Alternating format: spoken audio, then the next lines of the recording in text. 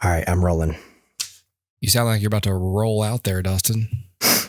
Autobots, roll out. Roll out. I was going to say roll out the Xanax. That's not the medicine I was...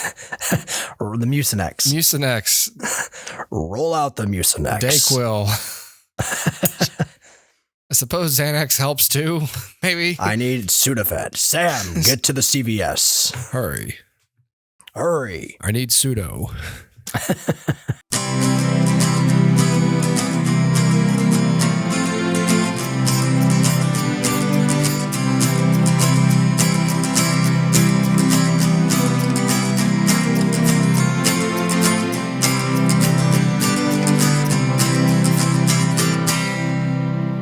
Yeah, it's allergy-ish or a cold. I don't know what. It's nothing and everything.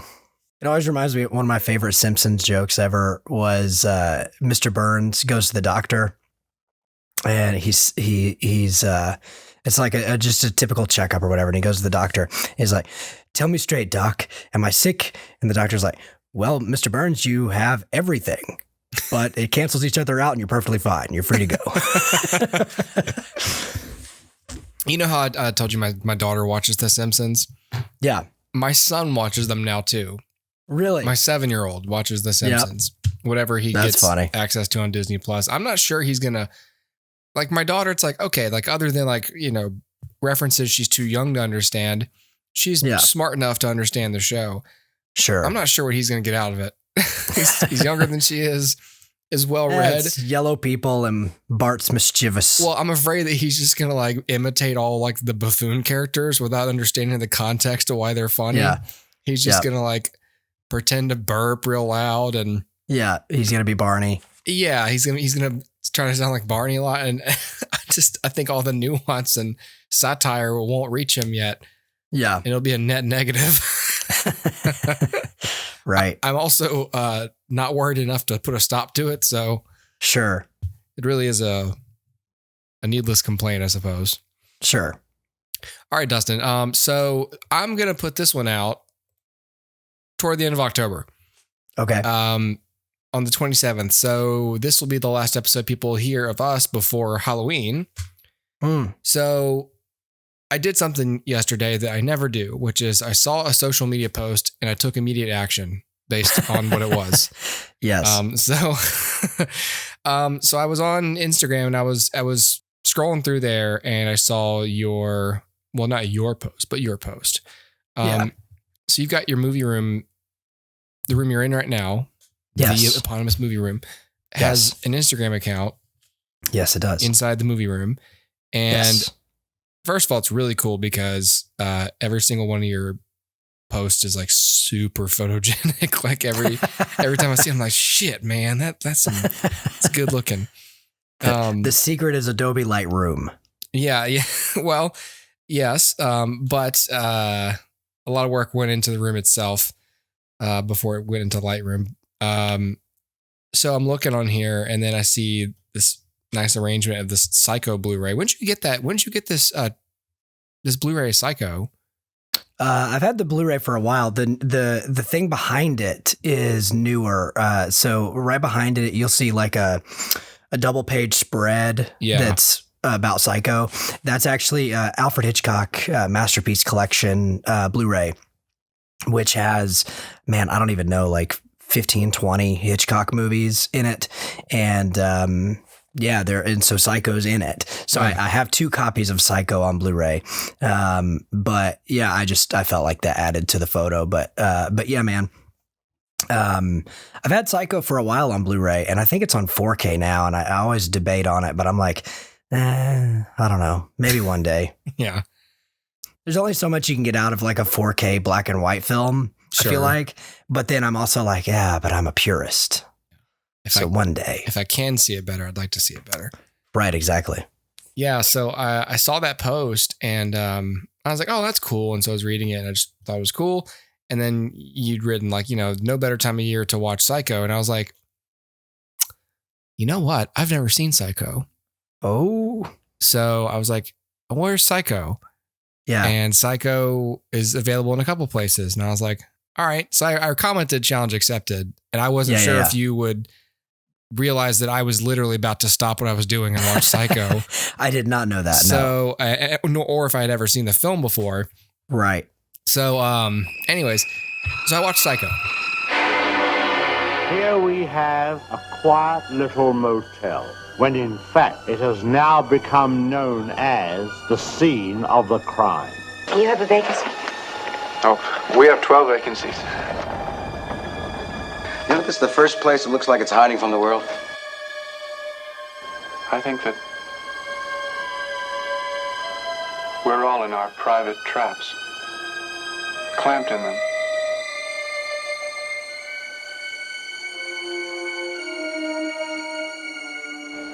And none of us can ever get out. Is anyone at home? Oh, that must be my mother. Is anything wrong?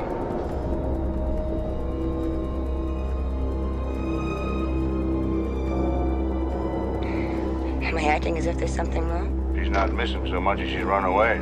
Put me down. Mother! Oh, God! Mother! What are you running away from? She looked like a wrong one to you?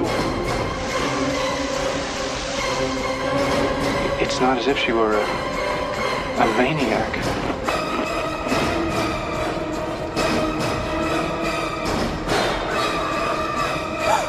She just goes a little mad sometimes.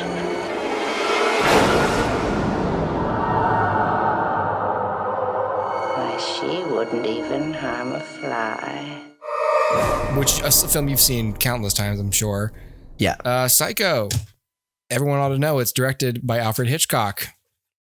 Written by Joseph Stefano, based on the book by Robert Bloch, starring Anthony Perkins, Vera Miles, John Gavin, Martin Balsam, John McIntyre, and Janet Leigh. So this is Psycho, everyone. I mean, if you clicked on a movie podcast, you've heard of Psycho. I'd be shocked if you heard everything I just said and was like, who? What is this? It's Psycho. It's a classic. It's in the National Film Registry. It's one of the most famous movies ever made. Yep. And well known even to people who don't like follow cinema. People have heard of Psycho. They've heard the music. They know about the shower scene. They've heard of Norman Bates. And they've certainly heard of Alfred Hitchcock. So, I'll say this. I don't have many thoughts about the movie. I took some notes while I was watching it, but I mainly was just like, for me, I've never seen this film before. Sure. And so it's a blind spot for me. And it's one of those things I was just like, and it's not that I've got anything against Psycho. It's just one of those things where I've absorbed so much of it through the cultural consciousness that there was no like pull to finally see it. So as I said, it was available. I could either get it on like, I don't know, there's some service that had it, like, and then the other Peacock had it. And then there was, Amazon was like, if you want to do an AMC Plus trial, you could do that. And I was like, well, I already did that when we watched Kevin Can Fuck Himself. I don't think it's going to work again. Yeah. But I tried. I was like, hey, I want a free trial of AMC Plus. They're like, okay, cool, you're in. And I was like, oh, okay. I feel like I snuck back into the theater. You know what I mean? So, so I started a free trial, watched this film, and canceled it 3 hours later. There you go. So if you want to watch, if you've never seen Psycho, or if you're just like, oh, it's been a while since I've seen Psycho, but I don't own it, that's one way you could watch it. Of course, if you like the movie, you could just buy it on physical. It's gonna be better than my experience, which was I had, I think, 4 commercial breaks during this. Oof. So that was strange. Always. Yeah. It's always during really old movies. When I was watching Judgment at Nuremberg, a film about, post-war Nazi war crimes trials, you get a commercial for like Dr. Scholl's or boner pills. Right. That's weird. Yep. The juxtaposition is quite strange. Psycho, it's great. There's a reason it's a classic. It's funny. I was reading about it after I watched it, and at the time, people were like, I don't know about this, because it was like really different from North by Northwest, which came before it, which I love. I own North by Northwest on Blu-ray. North by Northwest is great. Yeah, I very much love that movie, and that's another really influential Hitchcock movie. It wasn't until like, years after Psycho that it kind of became like Psycho, like known for its thing.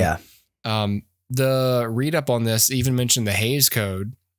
The infamous Hays Code, because there were so many things in this movie. So this movie was released when the Hays Code was still in place, but it was at the point in its where nobody was enforcing it. Like filmmakers, studios, everyone sort of just realized like the Hays Code is meaningless. It's really it's in place in name only. It's dead. So the film contains a lot of stuff that wouldn't have been okay to show.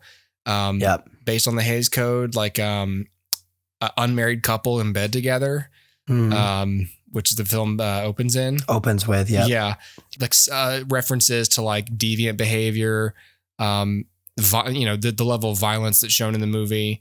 It's so weird because like we think of it from a modern lens, like you couldn't have an unmarried couple having a tryst in a hotel room. Like they're not even having an affair. They're just not married. Right. Like they're not cheating on their spouses. It's just meeting up and doing it. It was sort of like a middle finger to that, like opening it with that, you know what I mean? Like but that's not the only thing about the film that was kind of taboo. The film, I think, in general was seen as taboo for a lot of reasons, which we'll get into. But it had a bunch of, stuff that kind of bucked the trend at the time. And movies, and you're right, like we watch it through our modern lens and go, oh, how tame, this seems very tame. But then it was not. It was anything but. And it was 1960. It was 1960. And you have to think like this is before like, free love hippie stuff. And this is before, the Beatles and the Stones made rock and roll what it was. And like this was pre everything, it's crazy. And, but yeah, like even the horror, right? Like I called this a horror movie. And I think there are some people who say, no, this isn't a horror movie. I think it very much is, but it's a precursor to what we now know as the horror movie. Yeah. It's like the granddaddy of all of that. It's a slasher. Yeah, it's like the first slasher. Yeah, it's a slasher and it's, tense and it's taut and there's murder and all kinds of malevolent behavior. I mean, it's crazy, but for us now watching it, we're like, oh, like nothing happens. Like it's very tame. But for them, yeah, dude, it was crazy. Like that shower scene is nuts. In 1960, you would have lost your mind over that. Yeah. Obviously, we're going to spoil Psycho if you've never seen it, but like so I knew some stuff about it. So I knew a little bit about Norman Bates. I knew. As the film went on, I would go, oh, that's right. He's doing this because the film begins and I just forget everything. I just know Norman Bates isn't a good guy. I don't remember if he himself kills her. I also wasn't aware that there was a body count beyond her. Yeah. And then by halfway through the film, I was like, oh, that's right. He's like cross-dressing as his mom. But I forgot that his mom was dead, stuff like that. It's so, so there was so I didn't have all the suspense of a first time watcher, but considering the film came out, 63 years ago. Right. That's crazy. Pretty good. That I made it without knowing absolutely everything. Right. Because you're right. Everybody knows so much just through cultural osmosis. Like I remember being like 10 or 11 or something. And I'm in guitar lessons and one of the kids in guitar lessons is like, hey, if you take your pick and strum up near the tuners, it sounds like Psycho. And like we all did that. And it was like, oh, cool. But I didn't know what Psycho was. Right. I knew what that music was, but I did not know what Psycho was. Yeah. That music was used all over the place and it was used parodied in commercials, I think. Like, it's in everything. There'd be like a stain or something. So get the Swiffer mop, Yeah. Yeah. So the movie opens with our the main character, what's her face? Marion Crane. Played by Janet Leigh. And her and her boyfriend Sam are, talking about just life and how they're both kind of don't have enough money to do stuff. Can't get married, can't really, Sam unloads on her about his wife's alimony. After a while I was like, hey man, too much. Hold up. Too much. Yeah. Good Lord. Stop complaining. Right. Anyway, so so Marion, I don't even know where she works. She works at like it's like a real estate thing, right? Okay. Yeah. You're right. That's right. She works at some kind of like capital investment or something. Yeah. Broker thing. Anyway, she works somewhere where they handle property, and basically this rich guy comes in and with the boss and their buddies, and he's like, "Hey, I'm paying for this house with cash," and he used to check it out, $40,000, pretty cool, right? Yeah. And like, anyway, we're gonna go out and get some drinks. See ya. And the boss is like, "Hey, take that to the bank and deposit it. I really don't want cash, in the building over the weekend." It's like, that's a lot of money. Okay. Yeah. So she goes home sick and then decides to embezzle it. She decides to run off with the cash. Yep. And this was back when $40,000 was life-changing. So I looked it up. Do you know what $40,000 is today? No. What's the inflation? $400,000. Okay. It's gone up tenfold. Got it. Which is depressing too. But but the purchasing power of $40,000 in 1960 is a little over, right around $400,000, which is like, it's definitely enough to buy a house. Yeah. And run away with. So it's life-changing. So she flees, and then at some point in Arizona, she has to it's the weirdest thing. I don't want to like tiptoe. I'm not going to tiptoe through every story beat, but these are just things I noticed because I knew nothing of the setup. I didn't know how she came to be at the Bates Motel. So I feel really bad for her, even though she kind of at the beginning, I feel like she sucks and she's selfish. Like, because not only I was thinking about it, like not only did she steal this money and okay, we don't like the businessman, but my problem was her boss is a nice guy and he's going to this is going to ruin his business. Yep. He's going to lose a client. And, so I remember thinking like, you know what, if only her boss was kind of an asshole, we'd be like, yeah, Marion, take the money. Whatever. But because he's nice, you go, oh, come on. Why did you do that? Right. Which maybe is like a staple of the slasher. Like if the character has to you have to feel like they've somewhat earned their ill fate, because they did something wrong. Immoral. Yes. And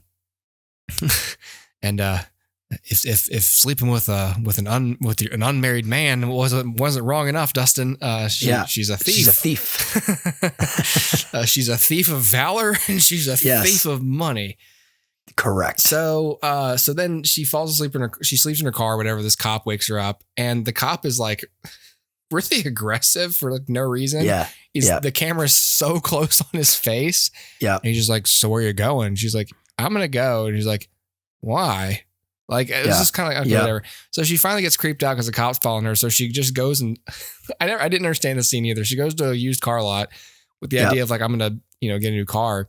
But the cop follows her and he's sitting across the street. So it's like, okay, it's not really worth it. He can see which car you're buying. Right. Just keep driving. I don't know. I thought that was weird.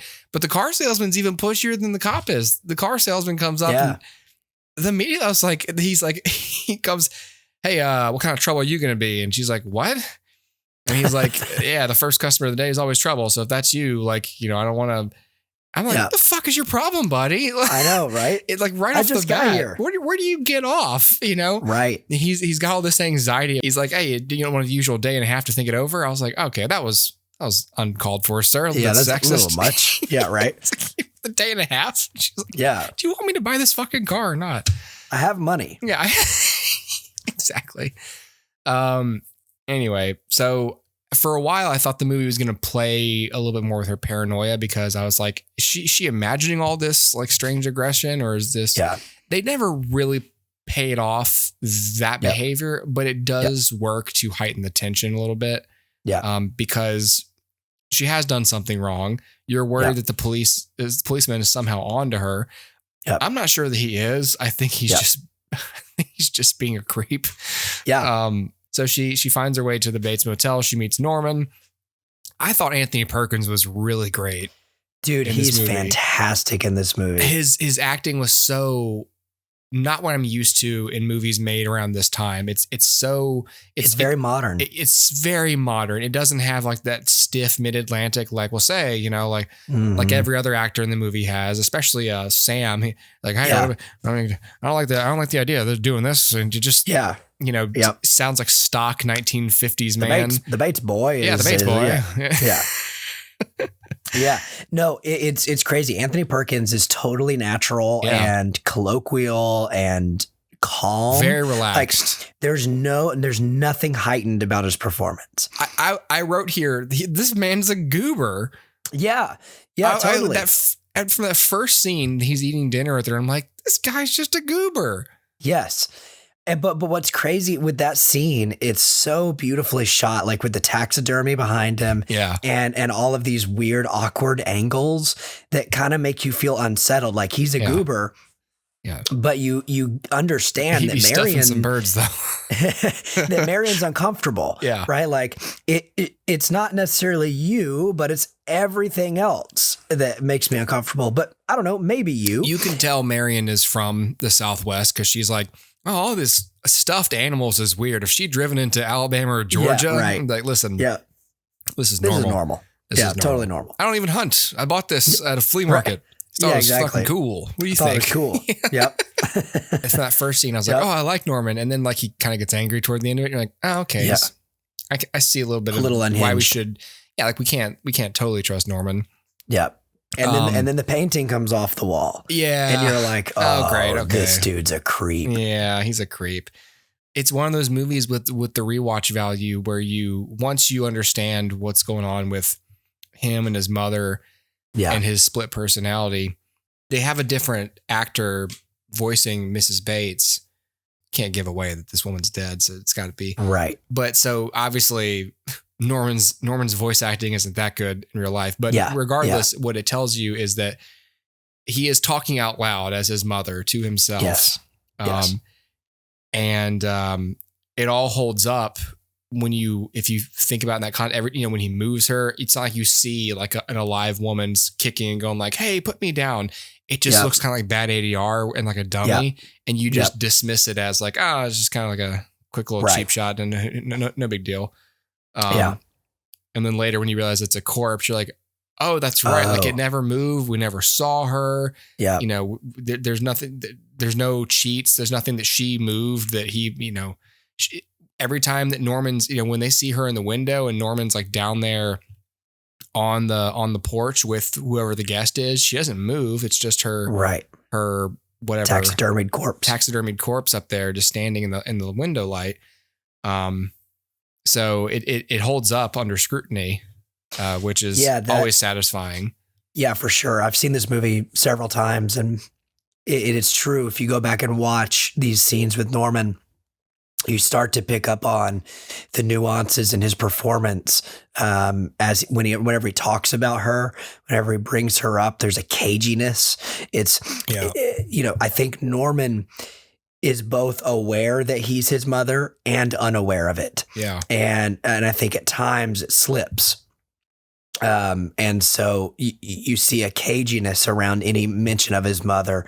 And I think that's just, him, right? Like he's protecting his own psyche from what he's done. The private eye was great.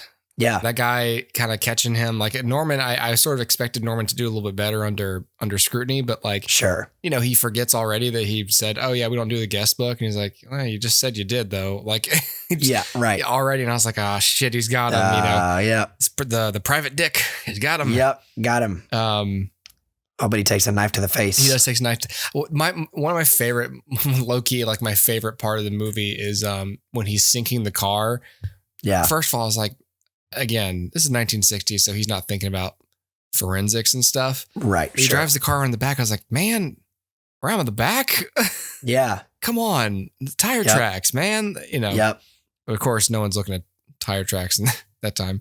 Right. So he drives it around, and there's just conveniently a murder bog that's just there to have bodies dumped in it.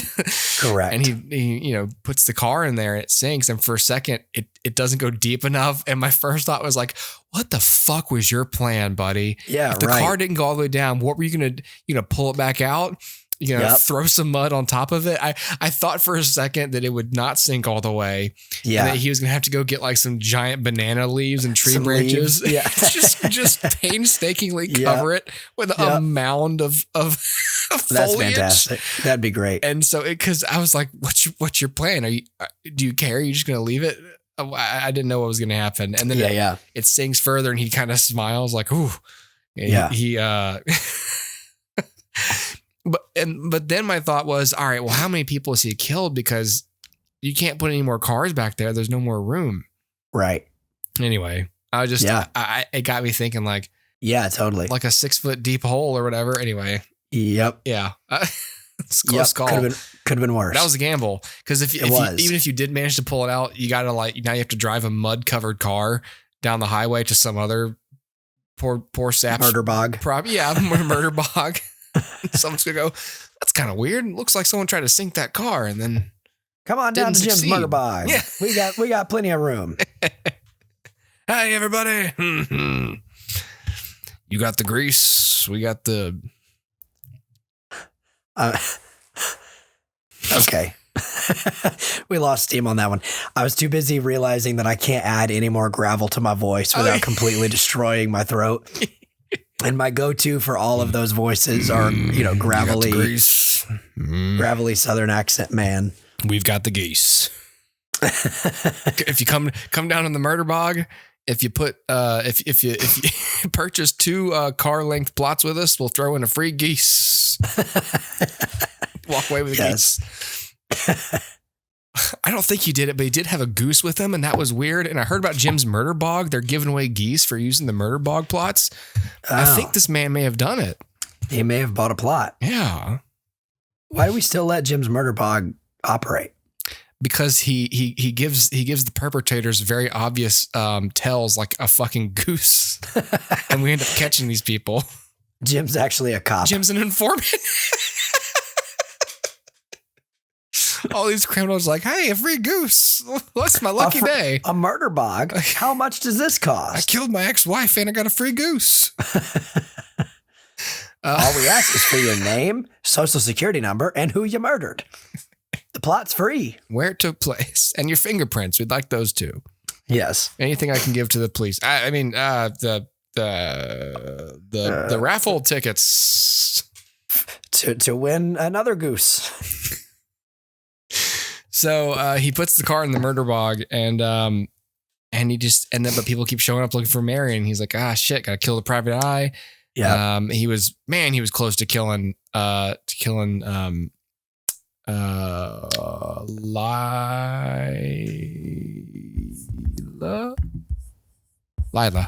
So, yeah. That was terrifying. So there's several shots in the movie that are like would be jump scares and extremely horrifying to any first time viewers. So I knew about the shower scene. So I'm like, okay, sure. I'm scared, but I'm not like, oh my God. Yeah. Yeah. But there's one shot that it freaked me out when he runs into the basement after she finds Norma's corpse.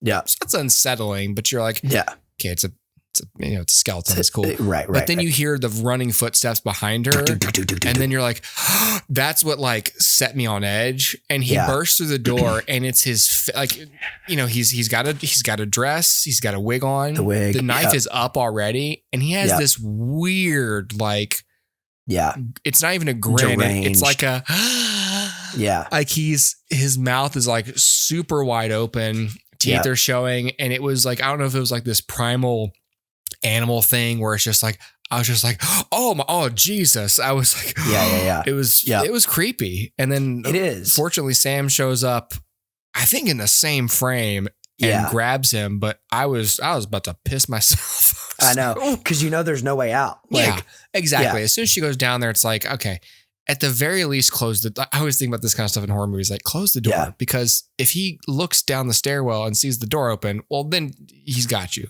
He's got you. If the door's shut, at least he goes, maybe she's not there. Yeah. But open door, it's like, okay, she's definitely in my basement. She's definitely there. She's found my mom's body. Right. But if you close it, at the very least, you hear the thing open, right? And exactly. But as soon as she went down there, I was like, oh man, she's either going to die or this is where we catch him because he's going to find her. Yep. So it reminded me a little bit of the Trunchbull's basement in Matilda. And so like briefly, I was like, maybe there's a strange, weird way out of this, you know? Yeah. Right.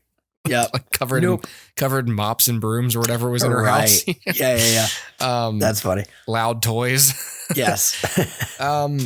Yeah, but you know, they catch Norman and then the cop does the exposition at the end where he's like, you see, he had a split personality and, you know, explains it. Yeah. Of course, you know, in 2023, we're like, yeah. Yeah, okay. we got it. Yeah, I got it. Yeah. That's cool. Yeah. But at that time, people would be like, a what? Yeah. Split personality. Yeah. Yeah. And I almost kind of like too that like the last shot, well, the second to last shot, but the last shot of the film, Norma is basically saying, I had to throw Norman under the bus, but I couldn't have people thinking I was a murderer. Yeah. It's like, yep. Which is exactly what a crazy person who thinks he's a dead woman would say. You know? She wouldn't hurt a fly. Yeah, I couldn't. And the fly lands on his face. I didn't even see that. Yeah, dude. Oh, wow. I saw like the skull. They kind of the skeleton. In the middle, but like, and then they crosses off to the car being found and everything. Do. Yeah, it's great, man. Like one of the things I love about this movie, because when I saw it, it was early enough that I hadn't been spoiled on a lot of it. Okay. And so like I knew there was a murder in a shower, and that's basically all I knew. I didn't know who did it. I didn't know anything about it. I had never heard the name Norman Bates. Like I didn't know anything. Yeah. And so a lot of this movie was a surprise for me, which was great. And so one of the things that I loved was that they set this character, Marion, up as our protagonist. Yeah. She's the inciting incident. She's propelling the story forward. She is making the decision that sets all of this in motion, right? So it's not a story-driven film. It's a character-driven film. Yeah. Without Marion making this choice to steal this money, none of this happens. No movie. And so they set her up, and you would think then that she would be almost murdered and the rest of the movie would be about her doing something. Yeah. But then our protagonist dies at the end of the first act. And this is such a strange thing, because anybody that knows me knows how much I believe in and adhere to, you know, the traditional like save the cat storytelling, the hero's journey, all of this stuff. So you don't do that. You don't set up a character with no payoff. But the whole point of this is that she like her life is happening and then it's gone. It's just snuffed out and gone and pointless. And all of it was for nothing. And so it's this weird thing where a lot of what Hitchcock does in this is put you in this uncomfortable seat. You are in the tight close-ups with Marion as she struggles with her paranoia. You are in the close-ups of these, like I said, these uncomfortable, awkward angles in her interaction with Norman. You are in it and you're feeling it just like she is. Now you're privy to some information that she's not. Like he has a painting that he can look through and see you naked. Yeah. She doesn't know that, but we do. And so we're able to see all of this kind of unfold, thinking that she is going to be our lead, but then she's not. And that's such a brilliant move, because it puts you on edge immediately to think, okay, A, nobody's safe. Anybody else in this film can die. Yeah. If our protagonist can die, anyone can die. And two, it does this crazy thing where then it like flips. And you think, okay, so now, I don't know, maybe Norman's the protagonist. But then it's like, oh, well, no, maybe Lila's the protagonist. Yeah. And so you never really know after that. Like you're in this weird, chaotic world because of this murderer. And it's such a brilliant decision because it puts you as the audience member on edge. You don't know what's happening next because structure has just been thrown out the window. Yeah. Our point of view character has been murdered. Right. Now the structure's still there, right? You can still clearly identify your first, second, and third act. You can still clearly identify all of this, but the appearance of the structure being completely broken is there, and you now are left uneasy. And I think that that's a brilliant decision. And I don't know enough about the book to know if it happens like that in the book, but I do know that like the movie's choice to do that is brilliant. And it's one of my favorite things about this movie is actually like a meta thing. So in the real world, Hitchcock had these standees made that were delivered to theaters when the film was being exhibited. And it was like a full-size cutout of himself with a watch. And it was like, no one gets into Psycho late. And the edict that went out to theaters was, when the movie starts, the doors are locked. You don't go into Psycho late, because the whole point was we want you to think that like you're in it from the beginning. You don't show up 10 minutes late and you don't get that experience of knowing that Marion is your protagonist. Well, and just even more brass tacks than that. Like if you don't know who Sam is. Oh yeah, totally. Like, I mean, if you missed that first scene, you don't see that guy again until she's dead. Exactly. And he just comes out of the back of the hardware store or whatever. And you're like, who the fuck is this guy? Who cares? Right. You know, what? Yep. And then they also did this thing where it was like, Hitchcock was like, don't talk about this movie. Like it was basically like another poster or whatever. There was like, shh, like don't tell anyone about this. It was like treated as this huge marketing, like hush thing, which of course drove people to the cinemas, because the idea is like, well, like if you're telling people not to spoil it, if the director is saying, don't spoil this movie. Yeah.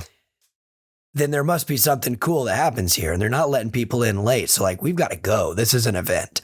And that's an awesome thing. And I think that's happened a few times since, where directors are like, there's spoilers abound, you know, don't tell your friends.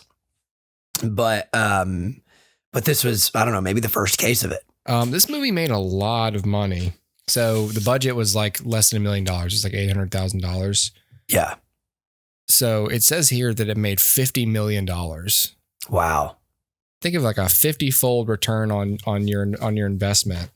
Yeah, that's ridiculous. It's crazy. Yeah, $50 million on an $806,000.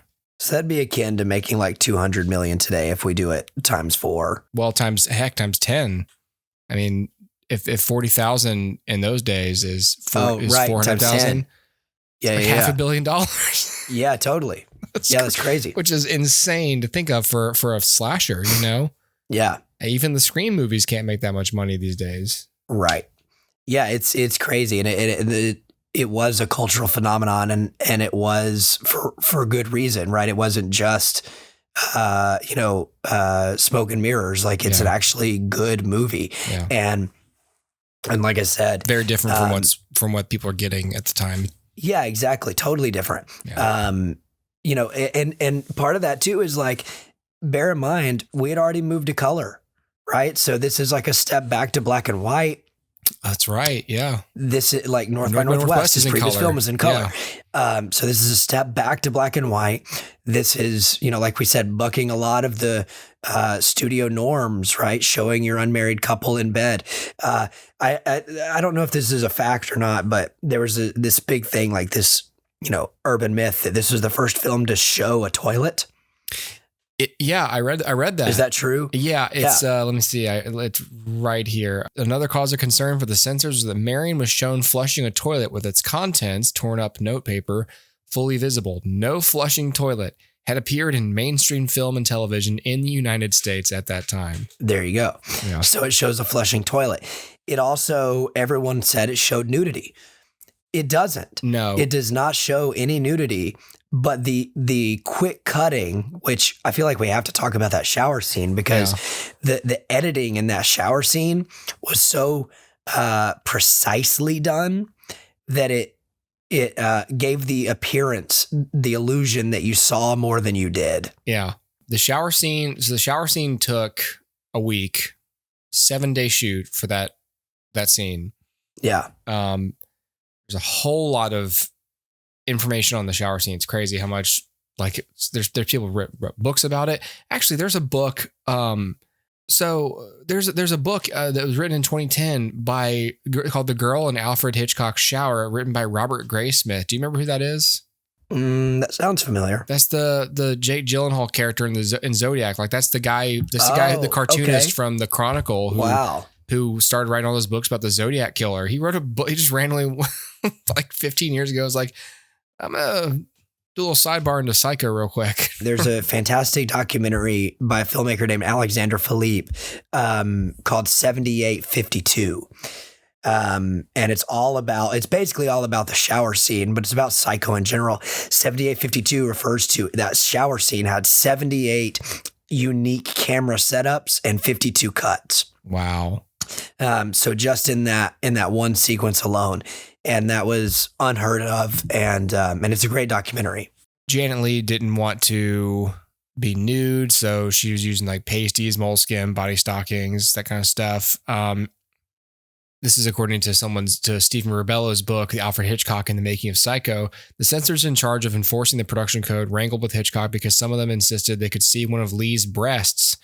Hitchcock held on to the print for several days, left it untouched, and resubmitted it for approval. Each of the censors reversed their positions. Those who had previously seen the breast now did not, and those who had not now did. They passed the film after the director removed one shot that showed the buttocks of Leigh's stand-in.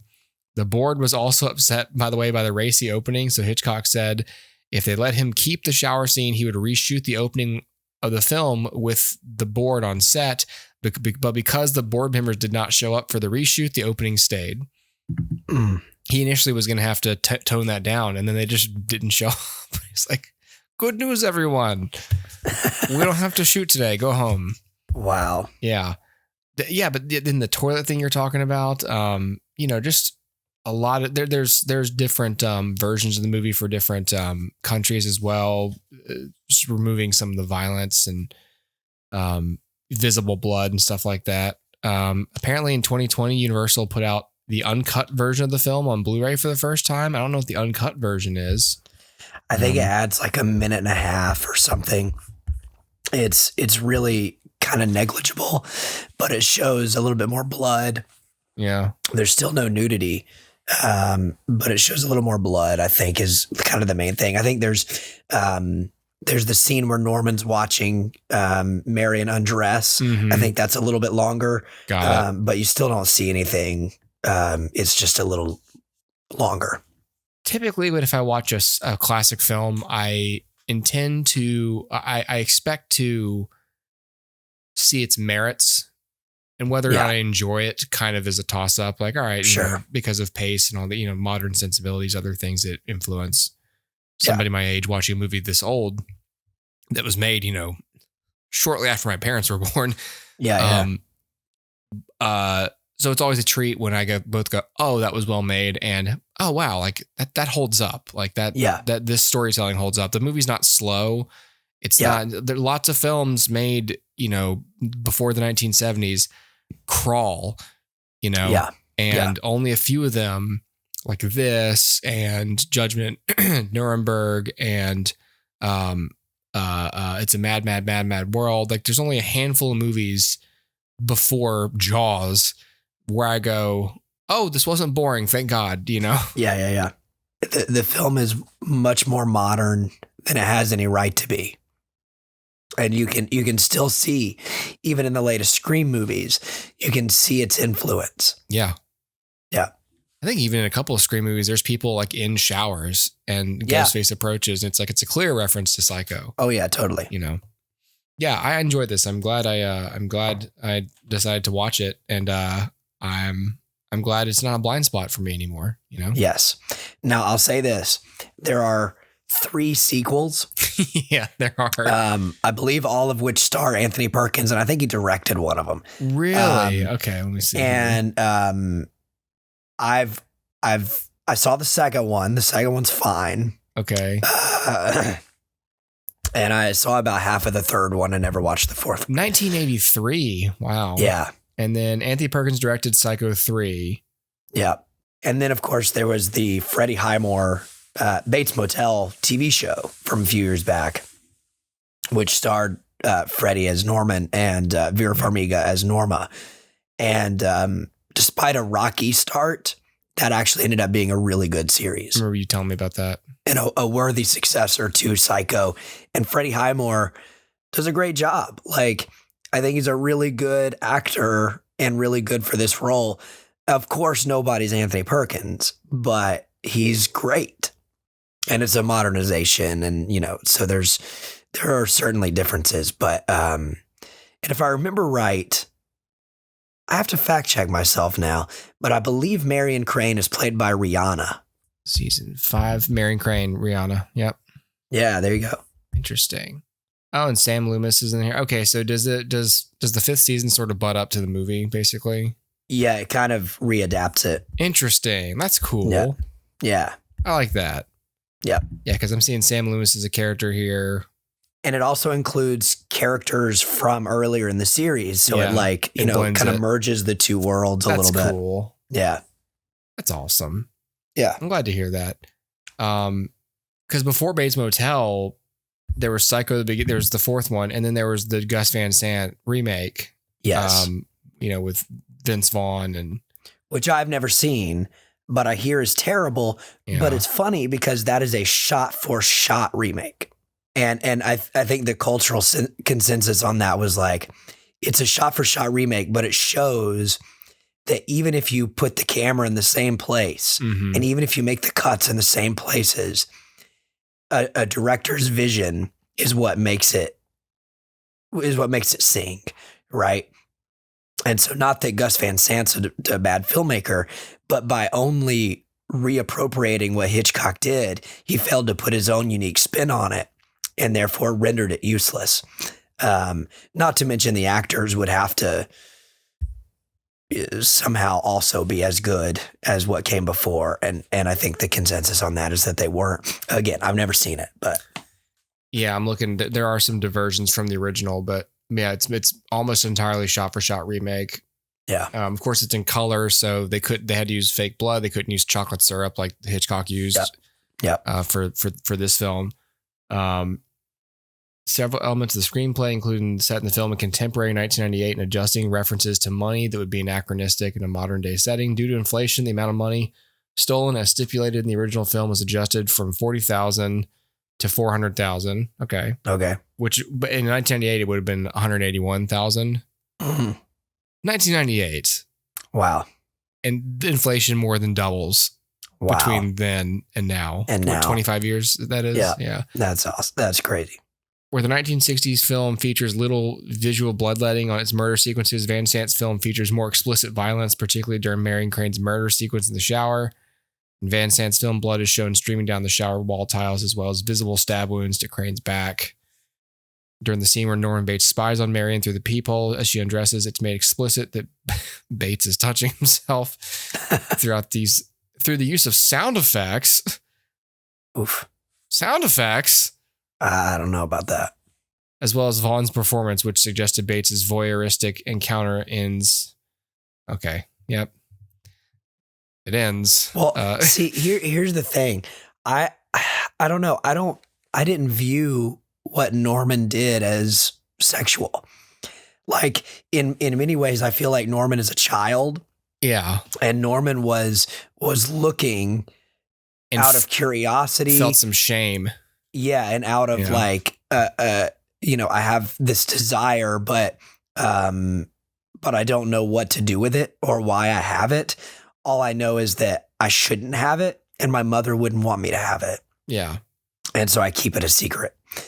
Yeah, I never saw that one, but yeah, what is the Rotten Tomatoes score? Let me see here. Critical reception 40. Yeah. Yeah.